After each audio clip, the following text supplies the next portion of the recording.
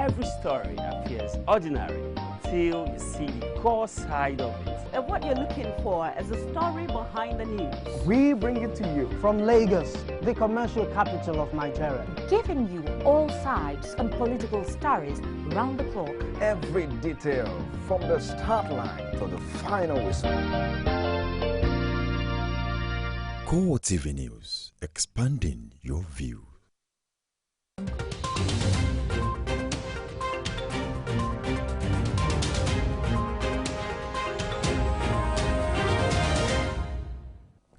A very good evening to you and welcome to CoreTV Primetime News. I am Nena Oragwa. On our top stories tonight.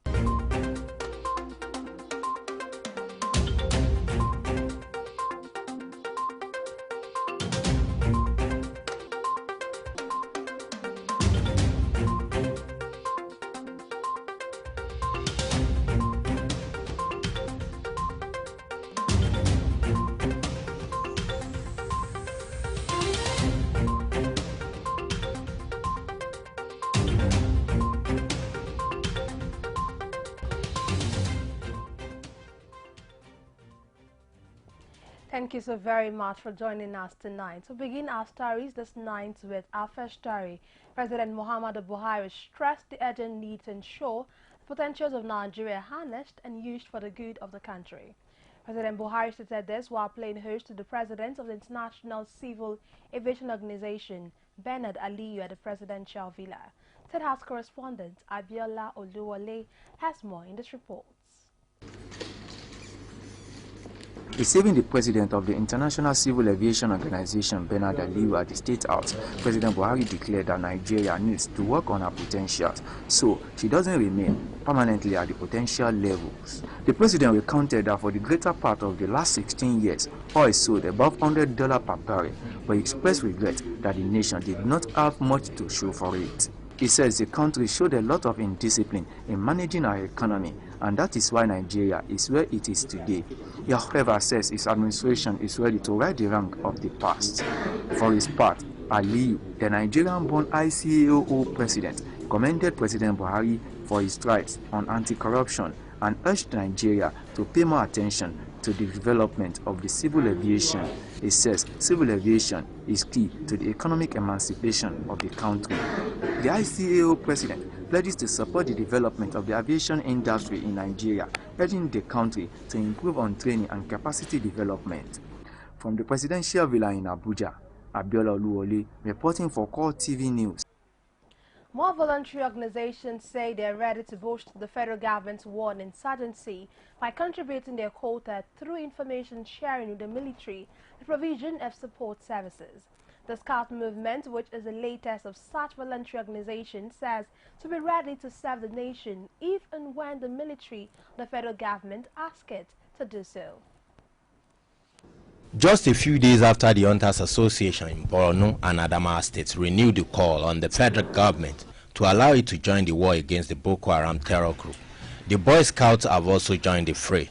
Speaking through its international commissioner, under the aegis of the Scouting Federation of Nigeria, the Scouts say they can provide scouting services to the military. The Nigerian Scouts Federation is prepared to continue to provide an alternative platform for scouting activities in Nigeria, free of political influences, ethnic jingoism or malice, and in accordance with the World Mission of Scout Union. The movement also says it seeks to continue to develop the leadership capability of young Nigerians, irrespective of the antics of some disgruntled elements within its rank. So far, we've been doing great. We have been doing a lot of exercises. We have conducted PTC, which are for Scoutmaster training. We've done some wood badge courses. We have got trained the leaders and trained the trainers. It also charges the police and other stakeholders not to be partisan in addressing the crisis currently rocking the movement, which has seen it split into two. Kazim Kasali, CoreTV News, Abuja. The United Nations has announced plans to relocate its Humanitarian Coordination Center to Maiduguri to alleviate the humanitarian crisis in the northeastern part of the country. The international body says its plan is to achieve more effective response to the challenges created by Boko Haram insurgency in the region. After a humanitarian situation assessment visit to Borno State, UN resident and humanitarian coordinator Fatima Samora says the move would also enable the organization to have direct access to affected areas. She adds that relocating the coordination center from Abuja to Maiduguri had become necessary considering the condition of the internally displaced persons camps and communities hosting them. Samora lamented the situation in the IDP's camps and urges development and humanitarian actors to do more to support the Borno government's efforts. The federal government has reaffirmed its commitment to support local manufacturers as a way of boosting the nation's economy. The Minister of Science and Technology, Naya Onu, stated this when the management of Innocent Vehicle Manufacturing Company paid him a visit in his office. Our correspondent, Vasilo Kafo, has more in this report.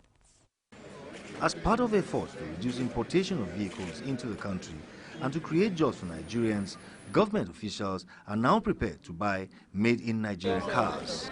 Minister of Science and Technology, Naya Onu, believes that Nigeria can only be great if the citizens patronize goods locally produced in the country.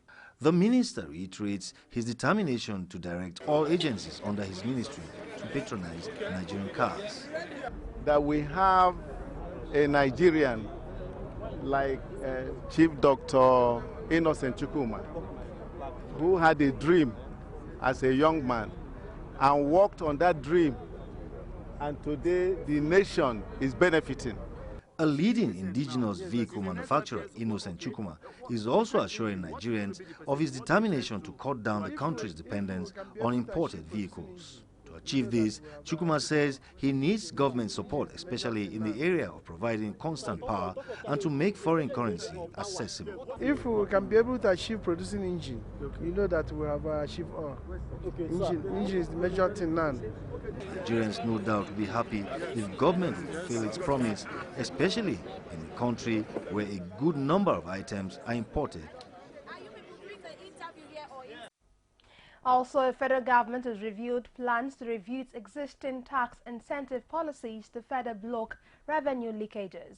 The Minister of State for Budget and National Planning, Zainab Ahmed, made the disclosure today at the sideline of the Conference of African Ministers of Finance and Economic Planning in Addis Ababa, Ethiopia. She said with the current decline in oil revenue, the government has begun strengthening the tax revenue collection agencies and processes and is also trying to expand the nation's tax base. Ahmed further disclosed that the Buhari administration plans to continue to finance its subsequent budget through non-oil sector revenue. We now move on to Ilorin. Despite assurances that the fuel situation in the country will abate in the fortnight, consumers of premium motor spirits in Ilorin, the capital of Kwara State, are still going through very harrowing conditions to get its precious products. The entire length and breadth of the state capital, only 2 independent filling stations are dispensed in petrol, thereby creating untold hardship for the people. Here's an update on the situation from Kwara State.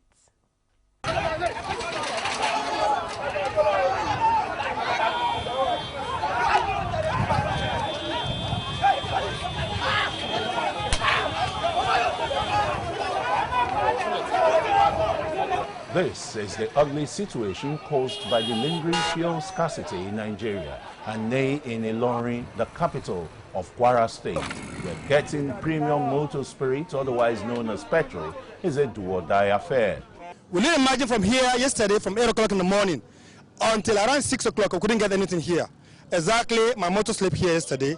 This morning again, I'm here. I left my family home. Everybody that are home, they're waiting for me because of fuel.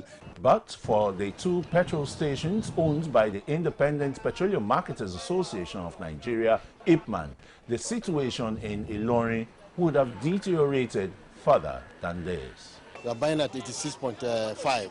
That is the control NMPC price. And this is very rare. And we enjoy it here. In spite of the fact that everybody else is selling, is hoarding, here we are buying it at the correct NMPC price. And the manager of the station and the state secretary of IPMAN say since they purchased from the federal government depot of NMPC, they have no option than to sell at the official price. If IPMAN is getting the product at official price from official sources, which is NMPC sources, we have no reason not to dispense at official price. This is the only two products that come to Ilorin Depot as an independent marketing company that dispatched in Ilorin Depot yesterday. So based on that, all these markets are independent marketing companies that I see that are selling above, that are selling at the NNPC rate, are those that are lifted from NNPC depot. For the people of Ilorin and Kwara State in general, the situation, they hope, will get better with the promise of the federal government to pump enough millions of liters to the system in a fortnight. Meanwhile, the story may just be different in Abuja. The Federal Capital Territory has relieved may just gradually be returning over the chaos caused by the prolonged scarcity of premium motor spirit in Nigeria's capital city, Abuja, as motorists and other users purchased petrol without much problems. Some of the filling stations in the city that have petrol have been dispensing products to motorists without the usual delays. In this report, correspondent Jamil Efegwa takes a look at some implications on the Nigerian people and the economy. It can never be overemphasized that about 70% of the public and private activities depend on petroleum products for survival. More than 2/3 of Nigerians use fuel for one thing or the other, and when it is not available, the economy nearly grinds to a halt. But since Monday, the lines have been thinning out. Well, this is the first filling station I'm passing that actually has fuel, and the queue isn't so long, which is quite surprising, but it's a relief. I'm very happy for that. I'm looking forward for the line to reduce totally. My expectation is that I think I wish government can continue like this, since they know what they did is wrong and trying to correct it. So the masses will feel happy. I've not spent up to 30 minutes. I'm about buying fuel. Fuel scarcity in Nigeria in recent times have become perennial, and successive governments have had this as a headache to cure during their regimes. One government, however, that looked back and decided to take an option which, through properly crafted to benefit Nigerians, became one of the most well-orchestrated scams in Nigeria was the Goodluck administration. The NNPC is Nigeria's cash cow, yet the corruption that pervaded the organization left much to be desired, as it became a drain pipe through which the nation was made poorer. Oil, a commonwealth of all Nigerians, became an avenue for a few rich to further milk the nation. When we came in August, this country had arrears of unpaid subsidy bills that were in excess of close to 600 billion naira, which had not been paid for over a year. And so progressively over a period of 6, 7, 8 months prior to my coming, Revitalizing Nigeria's ailing refineries have become the utmost importance. Over the years, Nigeria sought to do a turnaround maintenance of its refineries for long, but the refineries just don't seem to be working, and the next step is to join hands with others to make it work. we've been able to work in very collaboratively with the majors being basically upstream producing companies. We've been able to work with them to see how they can sell us foreign exchange for the Naira components that they require for their local operations. So when they bring in foreign exchange, they give us a first call. Since the inception of the Buhari administration, the fight against corruption has taken center stage. The NNPC has been losing close to 40 billion naira monthly due to theft, and is now being restructured. The expectation is that with the pronouncements by the minister and the group general manager of the NNPC, there will be a definite turnaround in the petroleum sector. Jamil Afegwa, CoreTV News, Abuja. The Socio-Economic Rights and Accountability Project, SERAP, says the protracted scarcity of fuel in the country amounts to a violation of the United Nations International Covenant on Economic, Social and Cultural Rights by the Nigerian government. In a statement today by its Executive Director, Adetokunbo Mumuni, the group notes that the protracted fuel scarcity had not only deprived Nigerians of unquantifiable economic opportunities, but it has also subjected them to unwarranted, torture, cruel and degrading experiences. SERAP says at this time President Muhammadu Buhari, who doubles as the Minister of Petroleum Resources, rises up to the occasion to find a permanent solution to the fuel scarcity crisis in Nigeria. The group, which notes that the fuel scarcity predated the Buhari government, stresses that what Nigeria needs is a permanent solution and not the quick fix and the short-term solutions that characterize the policies of successive governments. The Commandant General, Nigeria Security and Civil Defense Corps, Abdullahi Ghana Muhammadu, says the Corps have commenced deployment of personnel from all state commands for proper surveillance of fuel supply across the country. Addressing journalists today in Abuja, Muhammadu noted that the move is in line with the federal government reserve to tackle the issue of fuel diversion, which has caused monumental hardship on Nigerians.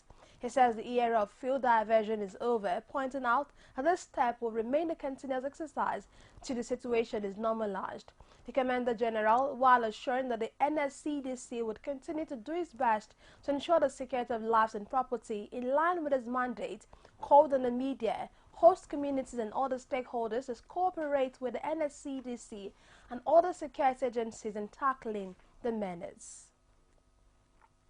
The Department of Petroleum Resources, DPR, has seized 5 petrol stations in Kaduna State for holding and selling petrol above the official pump price of 86 naira and 50 kobo per litre.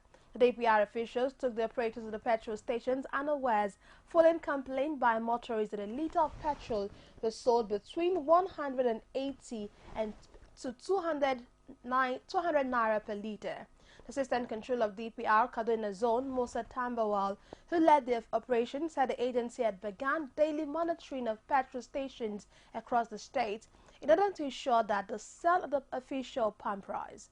In some other places visited, officials of the agency forced the petrol station operators to revert to the government-approved price.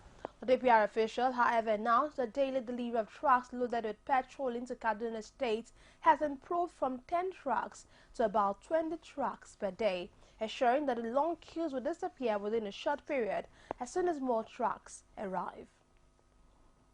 Meanwhile, the Nigerian Labour Congress NLC is threatened to go on strike if the persistent fuel scarcity is not urgently addressed. Addressing journalists today in Lagos, the factional president of the NLC, Joe Ajero, along with his deputy, Achese Igwe, who is also the president of the Nigeria Union of Petroleum and Natural Gas Workers, NUPENG, says that the prevalent issue has reduced Nigerians in all parts of the nation to compulsory trackers.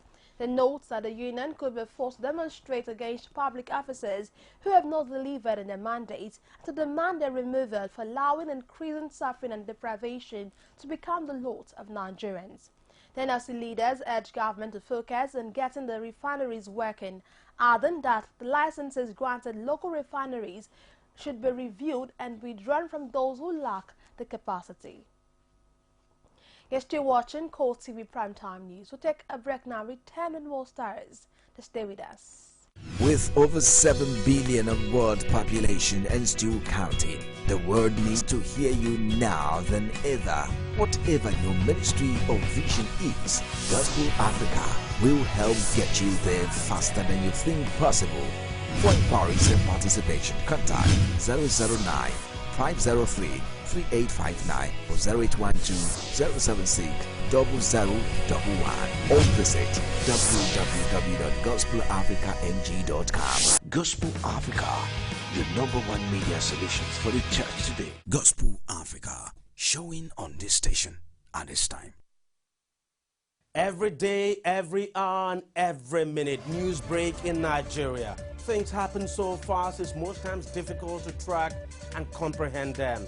But that's what we do right here on Digit 360. 2015, would you want to come back again? It's like asking Jesus Christ if he knew he was going to die, will you want to come back as the savior of the world? We do not just help you track the stories, we break them down, explore all the angles, analyze the issues so that you can fully comprehend the stories and use them to make the right decisions.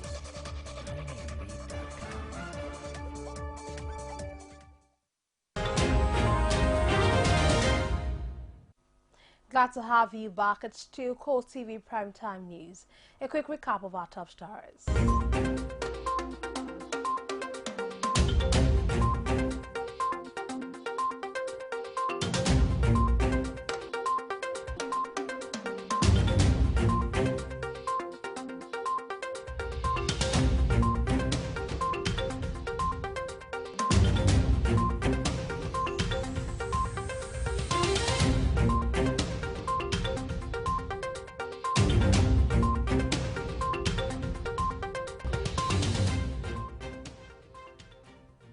For more of our news stories, join us on the social media platforms, facebook.com/CoreTV News, on Twitter at CoreTV News NG,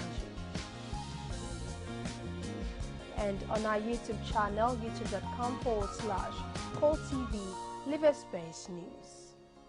We now move on to politics. The People's Democratic Party, PDP, will on Tuesday, April 5, inaugurate special committees in preparation for the party's national convention and its overall rebuilding and repositioning. Special committees are the National Convention Committee, Reconciliation Committee, Zoning Committee, and the Finance Committee. Manning the National Convention Committee is Rivers State Governor Nyesom Wike, to be supported by Taraba State Governor Darius Ishaku as Deputy Chairman, while Governor of Ebonyi State Dave Umahi as Secretary. Reconciliation Committee will be headed by Bayelsa State Governor Saraki Dixon, with Ibrahim Mantu as Deputy Governor.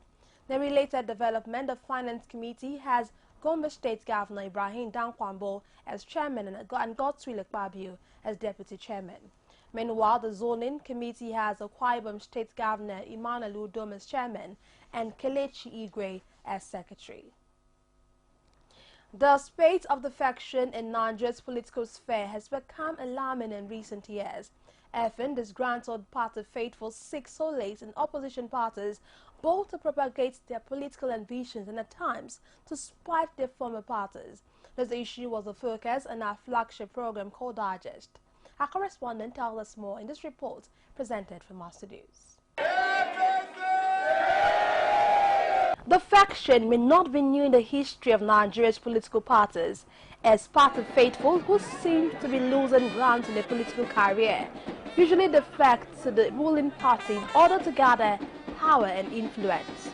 On a steaming flagship program called Digest, analysts on the show harp on the lack of party ideology and integrity of political stakeholders, once been seen to be relevant in political career. So the issue of vendetta, when you have gangsterism, when you have political cliques whose operation are not defined and guided by ideological principles, it will surely be inevitable. This our politics, the challenge we are having is that we need to mature for people to know that, look, we can disagree on matters of principle without necessarily being enemy.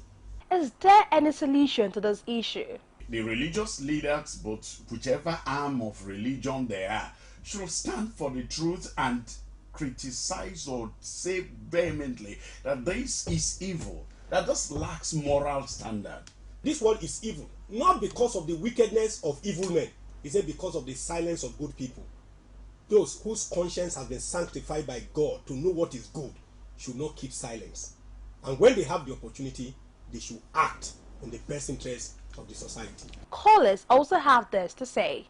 I am calling to tell the people that think that for them to be so relevant in politics is to defect to one political party to another, to desist from that act, because the act is not really helping our upcoming politicians and the upcoming leaders of Nigeria. If the APC should have any problem today, I don't want to call it, but tomorrow, early in the morning, you will find them in another party that they are going to have a soup that will have a lot of palm oil again. So these people don't have shame. It is expected the political stakeholders will maintain the political parties despite all odds. Taraba State Governor Darius Ishaku has ordered the Authority of Investor of Jalingo to suspend all staff employed between May 29, 2015 to date. This is contained in a letter signed by the State Commissioner for Education, who was represented by Bala Fuadu. The letter, which was addressed to the Registrar at Taraba State University, states that the directive was with immediate effect. Governor Abiola Ajimobi says he is not deterred by the ultimatum given by the Nigerian Labour Congress (NLC) Oyo State Chapter over the unpaid 5-month salaries. Speaking today at an economic summit, Governor Jimobi vows that any worker who goes on strike will not be paid his salary. He says it is agreed that about 90% of income accruing from the state's monthly allocation from the Federation accounts should be dedicated to the workers, while the remaining 10% will be deployed to the running of other aspects of governance. The governor noted that to date, the state government has not reneged on that agreement, adding that the ultimatum issued by Labour is not only surprising but unnecessary and uncalled for. No fewer than 2,000 tuberculosis patients are receiving treatment at various directly observed therapy centers in Anambra State. The State Commissioner for Health, Joe Akabuike, discloses this while addressing journalists today in Oka, the state capital. However, the spell believe that tuberculosis could be caused by voodoo, explaining that the disease is caused by a germ called Mycobacterium tuberculosis and that it is spread through the air when people who have active TB in their lungs sneeze, cough, spit, speak or sing. The Health Commissioner disclosed that Nigeria has the highest burden of the disease in Africa and is the 4th highest among the 22 high-burden countries, with an annual incidence of 338 per 100,000 and prevalence of 322 per 100,000 individuals. Over 2,500 skincare cancer patients have been referred to the National Hospital by the Albino Foundation for treatment of various skin disorders. While some have been treated, others are undergoing treatment. The founder and president of the Albino Foundation, Jake Epele, has been briefing newsmen on the need for persons living with the condition to be given proper skincare.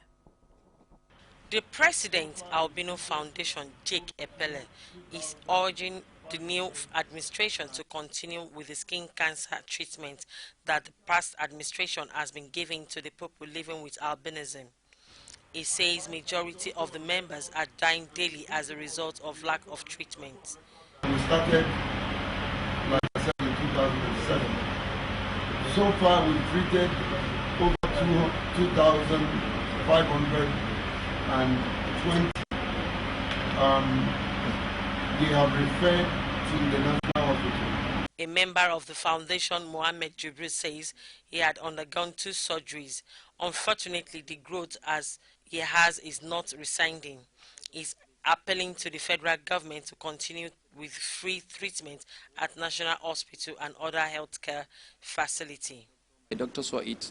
He planned for the next operation, which a doctor came in and told them that albino cases cannot be handled for now yet, that they have not paid them for the past treatment they undergo. The psychological trauma some of the members of the community go through is devastating, says Juliet Bala.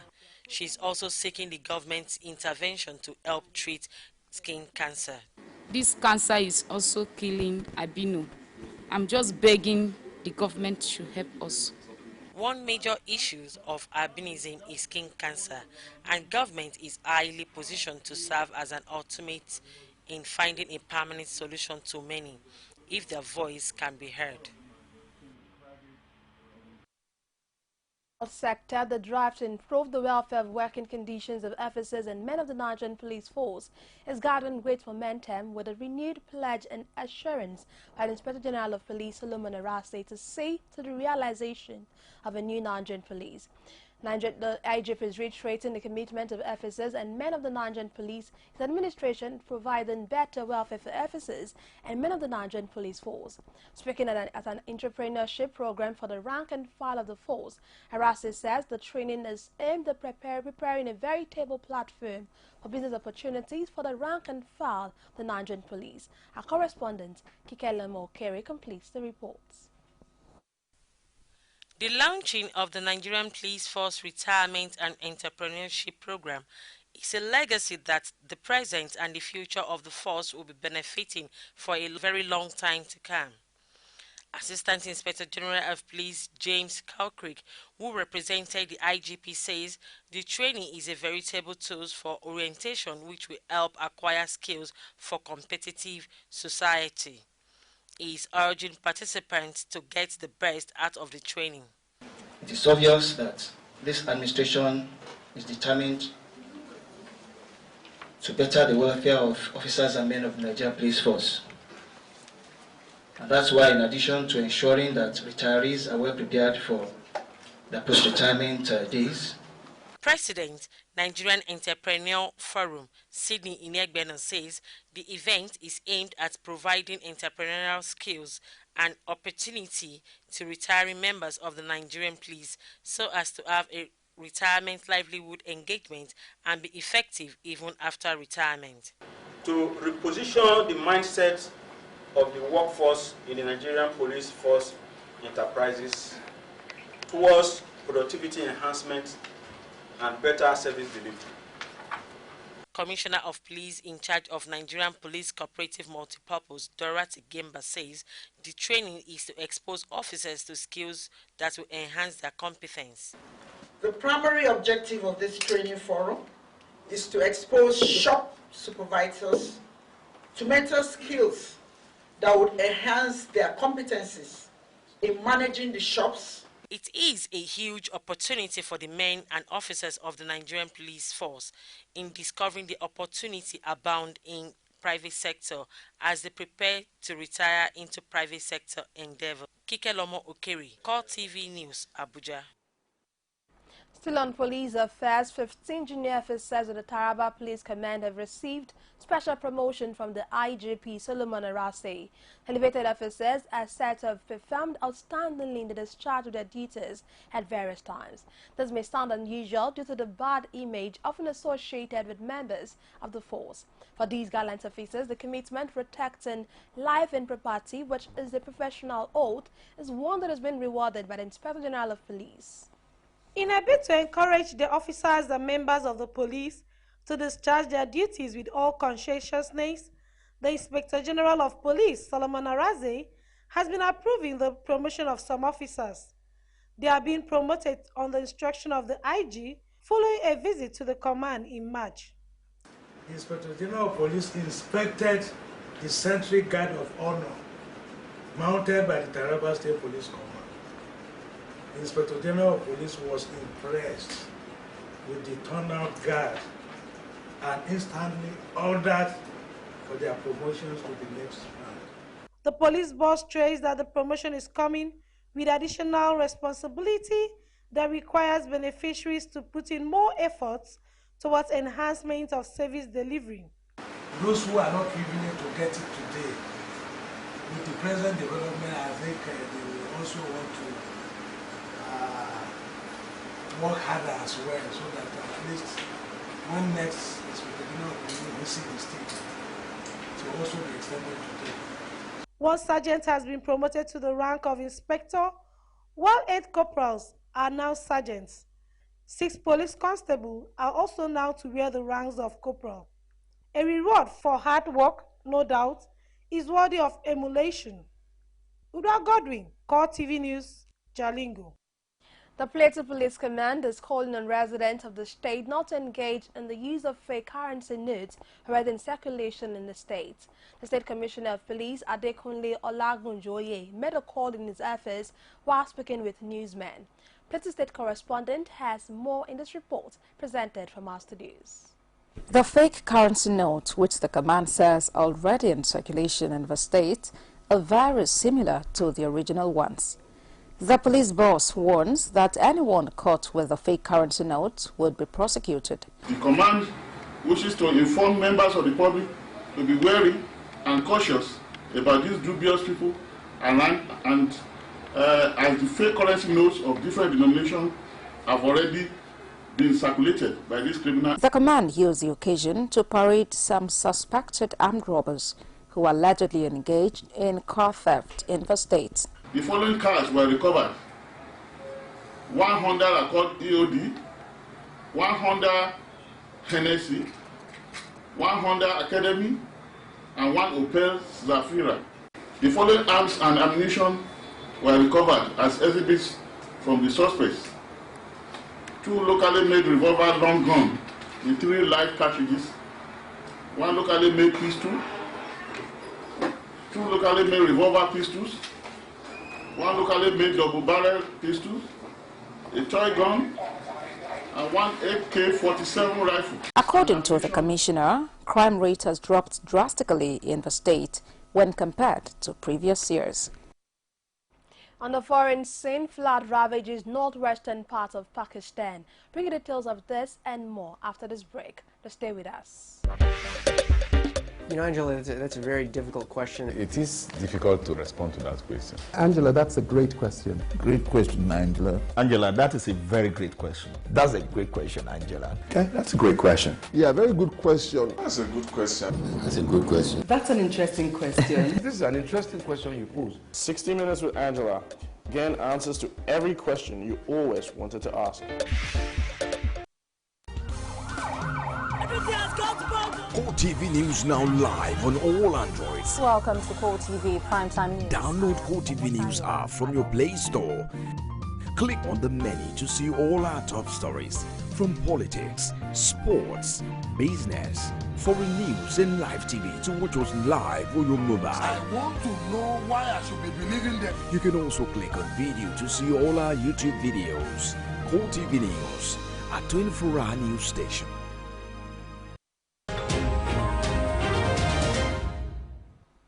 Glad to have you back. On the foreign scene. Gun battles have rocked the capital of the Congo Republic, shattering a relative calm that followed President Denis Sassou Nguesso's re-election in a disputed poll last month. Fighting erupted in the southern part of Brazzaville with heavy fire in opposition bastions between troops and unidentified assailants, sending thousands of residents fleeing. Eyewitnesses say the crackle of automatic gunfire began after 2 a.m. in Makelekele and Mayana districts and continued without stop until dawn. Several explosions were heard and 2 police stations were reportedly touched in the restive Randon district, strongholds of the opposition. The reason for the clashes was not immediately clear, but government spokesman Thierry Mongala said former members of a militia that fought President Nguesso in the 1997 civil war were behind the violence. At least 3 persons have been killed and 34 injured after flash floods ravaged parts of northwest Pakistan, including the Pakistan-administered Kashmir. Homes in the Khyber Pakhtunkhwa province faced extensive damage after rain started on Saturday, causing flash floods. The province disaster management official Yusuf Zia discloses that there are 30 people stranded by a landslide in the Kohistan Valley, where the helicopter has been sent to rescue them. The Meteorological Department says one of the worst affected districts was the Swat Valley, northwest of the capital Islamabad, where 121 millimeters of rain fell on Sunday, adding that heavy rain are now expected to move northeast towards northern India. We now move on to Iraq. At least 62 persons have been killed and about 83 injured in a wave of suspected Islamic State of Iraq and 11 isolated attacks on military posts and civilian. Naval officials say in the worst of Monday's attacks, at least 26 troops were killed when a car bomb went off in the city of al-Baghdadi, which is west of the strategically vital Anbar province and near an al-Assad air base. A police source from Salahuddin province, north of Baghdad, discloses that at least 6 pro-government militia fighters were killed and 18 others injured in 2 separate ISIL attacks there. 13 other members of the security forces were killed in an attack on a military barracks east of Fallujah. In a statement, Iraq's army said its operations against ISIL in Mosul continues today, having been on pause for several days, disclosing that it is advancing towards the ISIL-held town of Makhmur, south of Mosul. Still on the foreign scene, fighting raged around the disputed region of Nagorno-Karabakh, with Azerbaijan saying 3 of its troops have been killed in the past 24 hours. The Armenian president warning that the hostilities could slide into a large-scale war. Armenian President Sheikh Sargsyan warns that his country could formalize its ties with Nagorno-Karabakh while officially recognizing its independence if the fighting escalates. The outbreak of hostilities that erupted on Saturday is the worst since the war that ended in 1994, leaving Nagorno-Karabakh under the control of local ethnic Armenian forces and the Armenian military. Meanwhile, a spokesman for Azerbaijan's foreign ministry, Hikmet Hajiyev, says Armenian forces continue to shell residential areas despite a unilateral ceasefire announced by Baku. More than 200 persons have been put on boats by Greek police and sent back to Turkey under a deal the EU brokered with Ankara to stem the flow of refugees to Europe.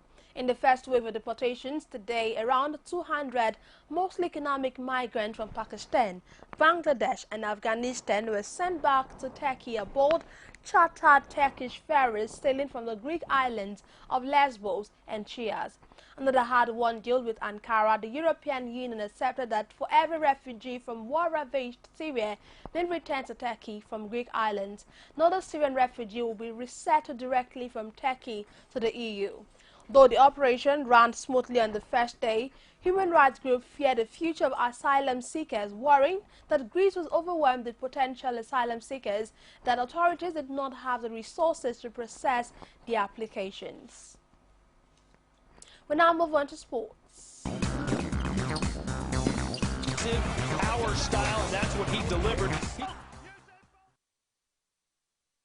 Ivorian Yaya Toure has hinted that he is ready to leave Manchester City for Inter Milan at the end of the season. Toure's agent Dimitri Seluk says the Ivorian international is set to reunite with Roberto Mancini. Toure's deals with Man City will expire at the end of next season and is yet to agree a new contract at the Etihad Stadium. The Ivorian international's representative confirmed that Toure would definitely leave Man City this summer. Seluk says he has already received offers for the 32-year-old, hinting at the move to Inter to be reunited with Roberto Mancini. And finally, Chelsea has announced the appointment of Italy coach Antonio Conte as the new first-team head coach. For the 6-year-old will begin a 3-year contract following his country's participation in Euro 2016. Conte says he is proud to be the coach of the national team of Italy, and only a role as attractive as manager of Chelsea could follow that. He arrives England with a hugely impressive curriculum vitae, having won Italy's Premier Football League competition in 3 consecutive seasons with Juventus between 2011 and 2014. However, Gus Hindek, who replaced the sacked Jose Mourinho, will remain in charge of the Blues until the end of the season. And that's it on CoreTV Primetime News. But before we go, a quick recap of our top stories.